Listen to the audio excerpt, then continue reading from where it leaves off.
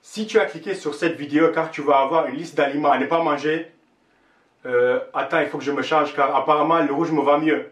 Et ça tombe bien, c'est ma couleur préférée. Donc si tu as cliqué sur cette vidéo car tu vas avoir une liste d'aliments à ne pas manger, je suis désolé mais ça ne sera pas le cas. Donc tu as 10 secondes plus mon intro pour mettre un pouce bas et changer de vidéo.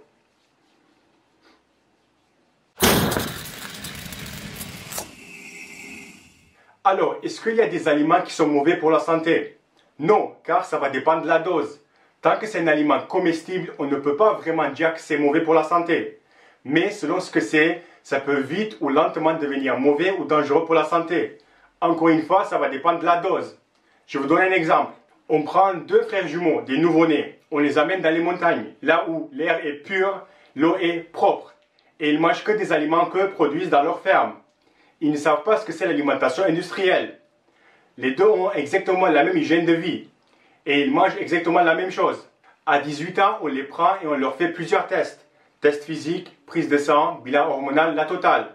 On regarde les résultats, normalement tout devrait être parfait. Sauf s'ils avaient un problème héréditaire, quelque chose de génétique. Puis, quelques jours plus tard, on les prend de côté et on leur dit « Toi, demain soir, avec ton dîner, tu vas boire comme d'habitude un grand verre d'eau. Et toi, tu vas boire un grand verre de coca. » J'ai choisi le coca comme le mauvais aliment car le coca est considéré comme un aliment dangereux pour la santé. Et donc le lendemain de cette expérience, on les reprend et on refait tous les tests. Maintenant dis-moi, est-ce que le frère qui a bu le coca aura un effet ou un problème de santé par rapport à celui qui a bu un verre d'eau?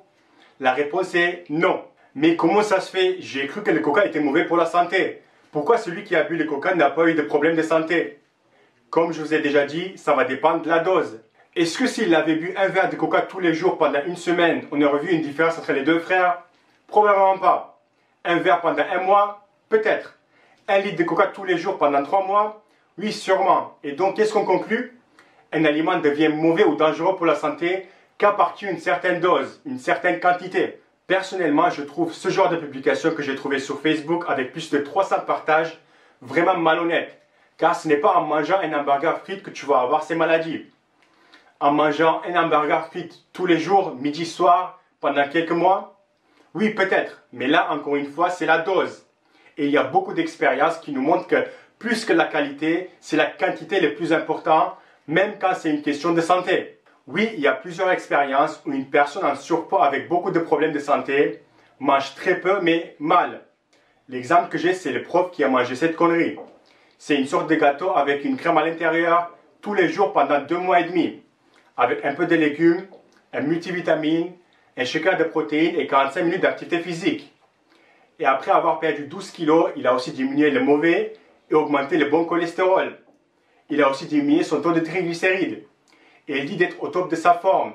Et comme ça, il y a beaucoup d'autres exemples. Donc maintenant qu'on a déterminé que c'est la dose qui compte, la prochaine fois que tu vas manger, boire quelque chose, ou quelqu'un te dit ça c'est mauvais, ou ce n'est pas bon de manger ça, ou un tel produit est toxique, ou ce n'est pas bon de prendre ça car c'est dangereux, réfléchis un peu, utilise ton cerveau. Et ça va avec tout ce que tu manges, tout ce que tu bois, et tout ce que tu peux mettre dans ton corps. Garde ça toujours en tête. Merci et à la prochaine vidéo. Donc l'histoire de cette femme, elle a 35 ans, il y a 3 mois, elle faisait à peu près 70 kg, 1m60. Donc elle ne voit pas vraiment au fait, mais elle a